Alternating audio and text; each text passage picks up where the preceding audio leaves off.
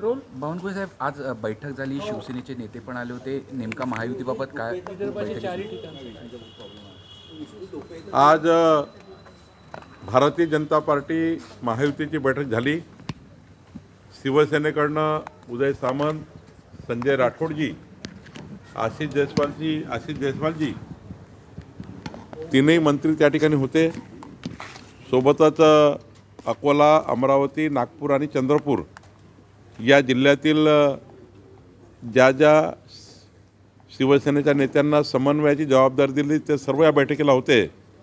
आणि या बैठकीमध्ये चारही महानगरपालिकेमध्ये भारतीय जनता पार्टी शिवसेना महायुतीचा निर्णय झाला आहे.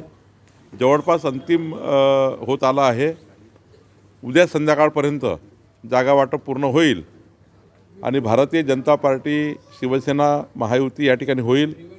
सोबतच अकोल्यामध्ये राष्ट्रवादी सोबत येण्याचे संकेत आहे आणि अमरावतीमध्ये युवा स्वाभिमान रवी राणाजी यांचा पक्ष आमच्यासोबत येण्याचा प्रयत्न आहे आणि चंद्रपूरमध्येही राष्ट्रवादी काँग्रेससोबत येऊ शकतं अशी स्थिती आहे. तर मला असं वाटतं की चारही ठिकाणी महायुती जवळपास निर्णय होईल. नागपूरमध्ये मात्र भाजपा सेना महायुतीचाच विचार झाला आहे. अजून राष्ट्रवादीची कुठली चर्चा सध्या सुरू झाली नाही. त्यामुळं महायुती महाराष्ट्रामध्ये जी होते आहे त्यामध्ये विदर्भातही या चारही महानगरपालिकेला महायुती होईल अशी स्थिती आहे. बावनकुळे साहेब, आज चंद्रपूर संदर्भातही बैठक झाली.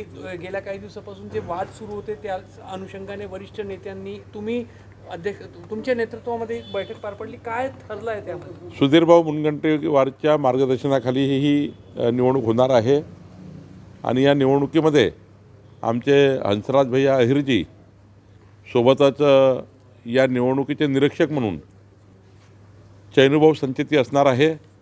या निवडणुकीचे प्रभारी अशोकराव नेते आणि निवडणूक प्रमुख किशोर जोरगेवार असणार आहे. आणि त्यामुळं या ठिकाणी सुधीर मुनगंटीवारजी, हंसराजजी अहिरजी या दोघांच्याही त्या ठिकाणी नेतृत्वामध्ये आणि खास करून सुधीरभाऊला जबाबदारी दिली आहे.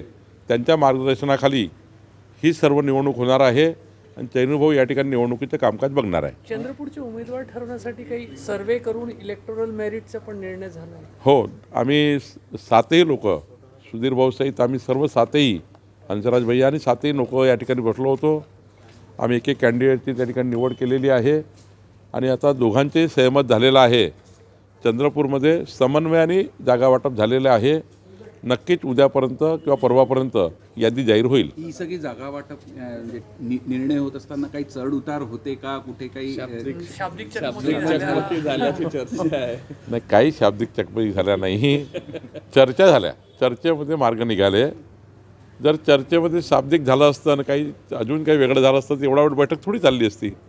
3 तास 3.5 तास चंद्रपूरची बैठक झाली. त्यामध्ये काही खमंग चर्चा झाल्या पण काही अशा वाकड्या तिकड्या चर्चा झाल्या नाही. मला असं वाटतं याच्यातून मार्ग निघाला. शाब्दिक चकमक याबद्दल आपल्या चेहऱ्याचे भाव आणि घेतलेला पॉज बरंच काही सांगून झालं. नाही, काही शाब्दिक नाही. खमंग चर्चा झाली ज्यामध्ये सर्वांनी एकमेकांनी आपलं मत मांडलं. तो अधिकार सर्वांचा आहे मत मांडण्याचा. त्यातून मात्र मार्ग निघाला आहे. हा सगळा वाद थांबवण्यात तुम्हाला यश मिळालं? नाही, काही यश असं नाही आहे. सुधीरभाऊ मुनगंटीवारच्या मार्गदर्शनाखाली निवडणुका होणार. त्यांनी त्यांचं नेतृत्व मान्य केलं की बाबा मी या ठिकाणी चांगल्या पद्धतीने निवडणूक जिंकण्याचा प्रयत्न करील. आमचे तिथले हंसराज भैयांनी या ठिकाणी आतापर्यंत मोठ्या प्रमाणावर त्या ठिकाणी निवडणूक हातात घेण्याचा प्रयत्न केला. माननीय अशोकराव नेते, चैनुभाऊ संचेती, आमचे किशोर जोरगेवार, तिथले राहुल पावडे, तिथले अध्यक्ष आमचे कासन गुट्टावार, हे सर्व होते. आणि मला वाटतं की चंद्रपूरमध्ये आता चांगला विजय होईल. सर, यादी कधीपर्यंत? 27 तारखेला सकाळपर्यंत याद्या येतील. सुधीर मुनगंटीवार यांचं खच्चीकरण करण्याचा प्रयत्न पक्षात केला जातो अशी चर्चा, तशी खंत देखील सुधीरभाऊच्या मागे केंद्रीय भाजपा, महाराष्ट्र भाजपा, मुख्यमंत्री देवेंद्र फडणवीसजी, नितीन गडकरीजी, आम्ही सारे लोक खंबीरपणे पाठीशी उभे आहेत आणि ते स्वतः नेते आहेत. त्यांनी स्वतःला कधी कमजोर समजण्याचं कारणच नाही. कारण सुधीरभाऊ महाराष्ट्रामध्ये एक वेगळं नेतृत्व आहे. कुठेही सुधीरभाऊ गेले तर त्या ठिकाणी त्यांचं नेतृत्व अजूनही भारतीय जनता पार्टीच्या प्रत्येक कार्यकर्ता मान्य करतो. स्वीकारतो नेतृत्व सुधीर भाऊचं. त्यामुळे सुधीर भाऊला हे काहीतरी कपोलकल्पित आहे. सुधीर भाऊच्या नेतृत्वामध्ये खऱ्या अर्थाने आम्ही अनेक वर्षे काम केलं आहे आणि सुधीर भाऊचं नेतृत्व हे आमच्या सर्वांकरताच एक उच्च आहे आणि त्यामुळे त्यांना कोण डावलणार आहे आणि त्यांना डावलण्याची आमची सर्वांची काही तेवढी अजूनही स्थिती नाही आहे. सुधीर भाऊंचे नेते आहेत. चंद्रपूरची एक वेगळी ओळख आहे ती ताडोबा आणि तिथल्या वाघांमुळे आणि टेरिटोरियल मार्किंग करता त्यांची नेहमी वर्चस्वाची एक लढाई असते. पण आज एक वेगळा आवाज बाहेर येत होता म्हणून आम्ही हे सगळं नाही, काही आवाज नाही, खमंग चर्चा झाली. त्या ठिकाणी सर्वांनी आपापलं मत मांडलं. मत मांडताना त्या ठिकाणी आपापलं मत मांडण्याचा प्रत्येकाचा आवाज असतो. त्या आवाजातून सर्वांनी आपलं मत मांडलं आहे. पण कुठेही वादविवाद नाही. शांतपणे निवडणुकीचे आमचं सर्व पार पडलं. कॅन्डिडेटही एकमताने येईल आणि एकमताने बऱ्या गोष्टी झाल्या आहेत. मला वाटतं की या निवडणुकीचे निकाल याच बैठकीतून झालेले आहेत. निकाल हे चांगल्या पद्धतीने येतील. तो आवाज म्हणजे वाघाची डरकाळी होती का?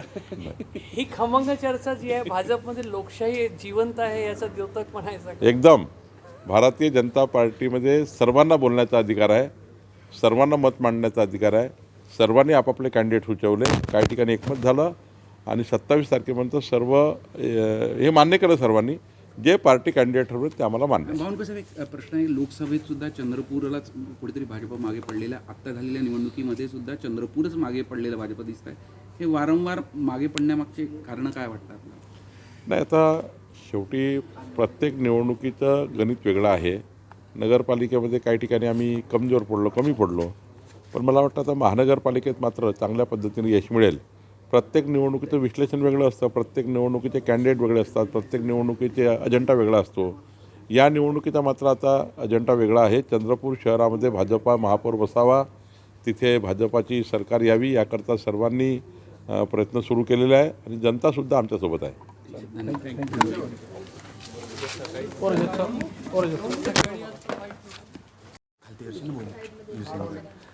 बावनकुळे साहेब, आज बैठक झाली, शिवसेनेचे नेते पण आले होते. नेमका महायुतीबाबत काय विदर्भाचे चारही ठिकाण आज भारतीय जनता पार्टी महायुतीची बैठक झाली. शिवसेनेकडनं उदय सामंत, संजय राठोडजी, आशिष जयस्वालजी तीनही मंत्री त्या ठिकाणी होते. सोबतच अकोला, अमरावती, नागपूर आणि चंद्रपूर या जिल्ह्यातील ज्या शिवसेनेच्या नेत्यांना समन्वयाची जबाबदारी दिली ते सर्व या बैठकीला होते. आणि या बैठकीमध्ये चारही महानगरपालिकेमध्ये भारतीय जनता पार्टी शिवसेना महायुतीचा निर्णय झाला आहे. जवळपास अंतिम होत आला आहे. उद्या संध्याकाळपर्यंत जागा वाटप पूर्ण होईल आणि भारतीय जनता पार्टी शिवसेना महायुती या ठिकाणी होईल. सोबतच अकोल्यामध्ये राष्ट्रवादी सोबत येण्याचे संकेत आहे आणि अमरावतीमध्ये युवा स्वाभिमान रवी राणाजी यांचा पक्ष आमच्यासोबत येण्याचा प्रयत्न आहे आणि चंद्रपूरमध्येही राष्ट्रवादी काँग्रेससोबत येऊ शकतं अशी स्थिती आहे. तर मला असं वाटतं की चारही ठिकाणी महायुती जवळपास निर्णय होईल. नागपूरमध्ये मात्र भाजपा सेना महायुतीचाच विचार झाला आहे. अजून राष्ट्रवादीची कुठली चर्चा सध्या सुरू झाली नाही. त्यामुळं महायुती महाराष्ट्रामध्ये जी होते आहे त्यामध्ये विदर्भातही या चारही महानगरपालिकेला महायुती होईल अशी स्थिती आहे. बावनकुळे साहेब, आज चंद्रपूर संदर्भातही बैठक झाली. गेल्या काही दिवसापासून जे वाद सुरू होते त्या अनुषंगाने वरिष्ठ नेत्यांनी तुमच्या नेतृत्वामध्ये एक बैठक पार पडली. काय ठरलं आहे त्यामध्ये? सुधीरभाऊ मुनगंटीवारच्या मार्गदर्शनाखाली ही निवडणूक होणार आहे आणि या निवडणुकीमध्ये आमचे हंसराज भैया अहिरजी सोबतच या निवडणुकीचे निरीक्षक म्हणून चैनूभाऊ संचेती असणार आहे. या निवडणुकीचे प्रभारी अशोकराव नेते आणि निवडणूक प्रमुख किशोर जोरगेवार असणार आहे. आणि त्यामुळं या ठिकाणी सुधीर मुनगंटीवारजी, हंसराजजी अहिरजी या दोघांच्याही त्या ठिकाणी नेतृत्वामध्ये आणि खास करून सुधीरभाऊला जबाबदारी दिली आहे.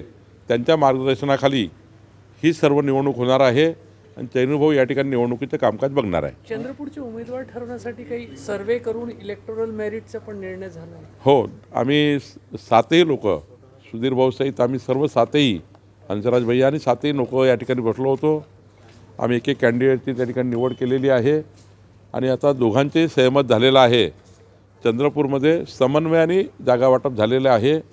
नक्कीच उद्यापर्यंत किंवा परवापर्यंत यादी जाहीर होईल. ही सगळी जागा वाटप म्हणजे निर्णय होत असताना काही चढ उतार होते का, कुठे काही शाब्दिक चकमकी झाल्याची चर्चा आहे. नाही, काही शाब्दिक चकमकी झाल्या नाही, चर्चा झाल्या. चर्चेमध्ये मार्ग निघाले. जर चर्चेमध्ये शाब्दिक झालं असतं आणि काही अजून काही वेगळं झालं असतं तर एवढा वेळ बैठक थोडी चालली असती. 3 तास 3.5 तास चंद्रपूरची बैठक झाली. त्यामध्ये काही खमंग चर्चा झाल्या, पण काही अशा वाकड्या तिकड्या चर्चा झाल्या नाही. मला असं वाटतं याच्यातून मार्ग निघाला. शाब्दिक सुधीर भाऊ चकमक यांचा- याबद्दल आपल्या चेहऱ्याचे भाव आणि घेतलेला पॉज बरंच काही सांगून जातं. नाही, काही शाब्दिक नाही, खमंग चर्चा झाली ज्यामध्ये सर्वांनी एकमेकांनी आपलं मत मांडलं. तो अधिकार सर्वांचा आहे मत मांडण्याचा.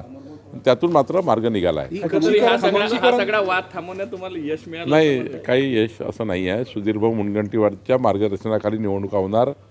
त्यांनी त्यांचं नेतृत्व मान्य केलं की बाबा मी या ठिकाणी चांगल्या पद्धतीने निवडणूक जिंकण्याचा प्रयत्न करील. आमचे तिथले हंसराज भैयांनी या ठिकाणी आतापर्यंत मोठ्या प्रमाणावर त्या ठिकाणी निवडणूक हातात घेण्याचा प्रयत्न केला. माननीय अशोकराव नेते, जैनुभाऊ संचेती, आमचे किशोर जोरगेवार, तिथले राहुल पावडे, तिथले अध्यक्ष आमचे कासन गुट्टावार, हे सर्व होते. आणि मला वाटतं की चंद्रपूरमध्ये आता चांगला विजय होईल. सर यादी कधीपर्यंत शक्यता? 27 तारखेला सकाळपर्यंत याद्या येतील. सुधीर मुनगंटीवार यांचं खच्चीकरण करण्याचा प्रयत्न पक्षात केला जातो अशी चर्चा, तशी खंत देखील सुधीर भाऊच्या मागे केंद्रीय भाजपा, महाराष्ट्र भाजपा, मुख्यमंत्री देवेंद्र फडणवीसजी, नितीन गडकरीजी, आम्ही सारे लोक खंबीरपणे पाठीशी उभे आहेत. आणि ते स्वतः नेते आहेत. त्यांनी स्वतःला कधी कमजोर समजण्याचं कारणच नाही. कारण सुधीर भाऊ महाराष्ट्रामध्ये एक वेगळं नेतृत्व आहे. कुठेही सुधीर भाऊ गेले तर त्या ठिकाणी त्यांचं नेतृत्व अजूनही भारतीय जनता पार्टीच्या प्रत्येक कार्यकर्ता मान्य करतो, स्वीकारतो नेतृत्व सुधीर भाऊचं. त्यामुळे सुधीर भाऊला हे काहीतरी कपोलकल्पित आहे. सुधीर भाऊच्या नेतृत्वामध्ये खऱ्या अर्थाने आम्ही अनेक वर्षे काम केलं आहे. आणि सुधीर भाऊचं नेतृत्व हे आमच्या सर्वांकरताच एक उच्च आहे. आणि त्यामुळे त्यांना कोण डावलणार आहे? आणि त्यांना डावलण्याची आमची सर्वांची काही तेवढी अजूनही स्थिती नाही आहे. सुधीर भाऊंचे नेते आहेत. चंद्रपूरची एक वेगळी ओळख आहे ती ताडोबा आणि तिथल्या वाघांमुळे. आणि टेरिटोरियल मार्किंग करता त्यांची नेहमी वर्चस्वाची एक लढाई असते. पण आज एक वेगळा आवाज बाहेर येत होता म्हणून आम्ही हे सगळं. नाही, काही आवाज नाही, खमंग चर्चा झाली. त्या ठिकाणी सर्वांनी आपापलं मत मांडलं. मत मांडताना त्या ठिकाणी आपापलं मत मांडण्याचा प्रत्येकाचा आवाज असतो. त्या आवाजातून सर्वांनी आपलं मत मांडलं आहे. पण कुठेही वादविवाद नाही. शांतपणे निवडणुकीचे आमचं सर्व पार पडलं. कॅन्डिडेटही एकमताने येईल आणि एकमताने बऱ्याच गोष्टी झाल्या आहेत. मला वाटतं की या निवडणुकीचे निकाल याच बैठकीतून झालेले आहेत. निकाल हे चांगल्या पद्धतीने येतील. तो आवाज म्हणजे वाघाची डरकाळी होती का?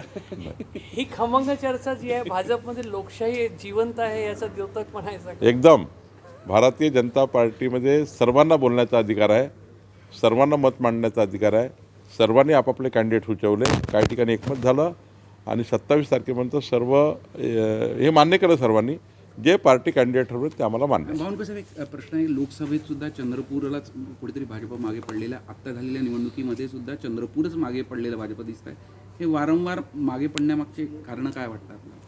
नाही, आता शेवटी प्रत्येक निवडणुकीचं गणित वेगळं आहे. नगरपालिकेमध्ये काही ठिकाणी आम्ही कमजोर पडलो, कमी पडलो. पण मला वाटतं आता महानगरपालिकेत मात्र चांगल्या पद्धतीने यश मिळेल. प्रत्येक निवडणुकीचं विश्लेषण वेगळं असतं, प्रत्येक निवडणुकीचे कॅन्डिडेट वेगळे असतात, प्रत्येक निवडणुकीचे अजेंडा वेगळा असतो. या निवडणुकीचा मात्र आता अजेंडा वेगळा आहे. चंद्रपूर शहरामध्ये भाजपा महापौर बसावा, तिथे भाजपाची सरकार यावी याकरता सर्वांनी प्रयत्न सुरू केलेले आहे आणि जनतासुद्धा आमच्यासोबत आहे. लोकशाही मराठी ऐका, पहा, जागरूक रहा.